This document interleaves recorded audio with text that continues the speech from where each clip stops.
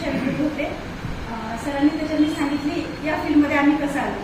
पण त्याआधी थोडंसं मला मागे न्यायचं यासाठी की मागे म्हणजे इव्हन हे मला बघायला आलं त्यावेळेस असं होतं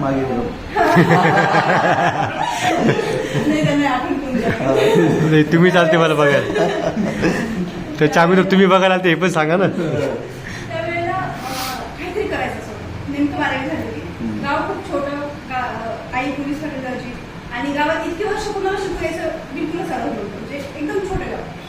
मग तिथे बाहेर आल्यानंतर मला प्रश्न आता विचारणार ना ते. मग त्यांनी ओभामध्ये 2-4 प्रश्न विचारला. त्यांनी विचारलं की तुला पुढे काही करायचंय हो. आणि मग मी मनातून तुला काय होता समजा की नाही मला यावर्षी लग्नच नाही करायचंय आणि असं काही करायचं नाही. फक्त त्यांनी हा प्रश्न विचारला म्हणा म्हणून मी त्यांना हो म्हणते मला काहीतरी ते करू देणार आहे, मला शिकू देतील, मला काहीतरी करू देतील, माझ्या इच्छा पूर्ण करतील. कारण 12वी पण ज्यावेळेस शिक्षण झालं त्यावेळेस काहीतरी ठरवलं मला काहीतरी करायचं. घरी राहायचं नाहीये, घरी बसायचं नाहीये, घरातच काम करायचं नाही. त्याच्यानंतर मला लग्न झालं. लग्नानंतर मग मी BA कम्प्लीट केलं. सरांनी माझं BA कम्प्लीट करून दिलं. कारण आता तो एक ऑप्शन होता ना की घरात शिक्षक ते शिक्षक. माझी 12वी झालेली मी तरी एकच ऍडमिशन घेऊन देणार.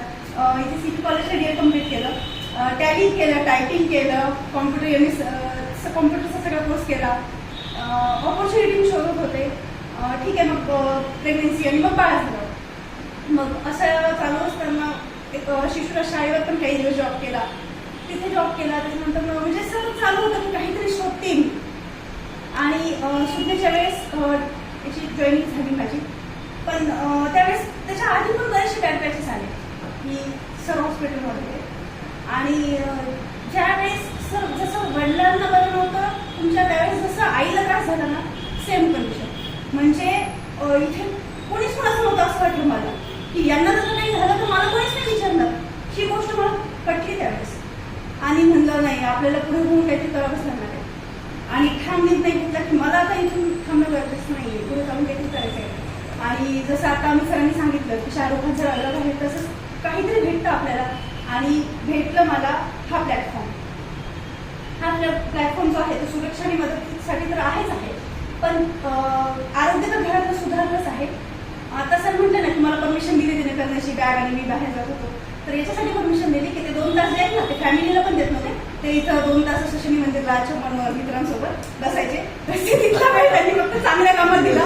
म्हणून मी त्यांना पहिल्यांदा परमिशन दिली की नाही तुम्ही काहीतरी सरांसोबत राहताय ना मग चांगलं काम करताय.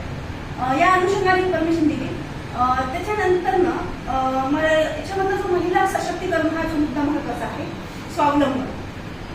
मग मला लक्षात आलं की सेमिनार पाहिले, अटेंड केलं आणि मग मी स्वतःहून कामाला लागले की याच्यातल्या या महत्वाच्या मुद्द्यासाठी की अनेक महिला आहेत ज्या आता त्यांना खूप गरज आहे या प्लॅटफॉर्मची. आपण शिलाई मशीन करणार असेल तर 12-12 1 वाजून शिवून शिवतात. पार्लरवाले असून नाही घरातलं पोट जेवण स्वतःला बघणार नाही काही बघणार नाही तर पार्लर चालवतो. जॉब करणाऱ्यांचं पण तसंच आहे. स्वतःच्या आरोग्याकडे अजिबात लक्ष नाही. पण मग हा प्लॅटफॉर्म असा आहे की स्वतःचं आरोग्य पण सांभाळता येतं, फॅमिली पण सांभाळता येते, कुटुंब पण सांभाळतं. म्हणजे सगळ्या गोष्टी मॅनेज करून हे आपल्याला करता येतं. ही खूप महत्वाची बाब आहे याच्यातली. आणि प्रत्येक महिला हा RCM अभियान प्लॅटफॉर्म सांभाळू शकते. ती तेवढी सक्षम पण आहे.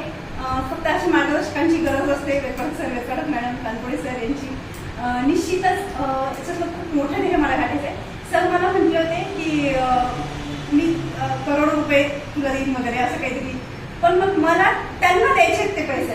1 करोड रुपयांचा चेक म्हणून मी याच्यात काम करते सर.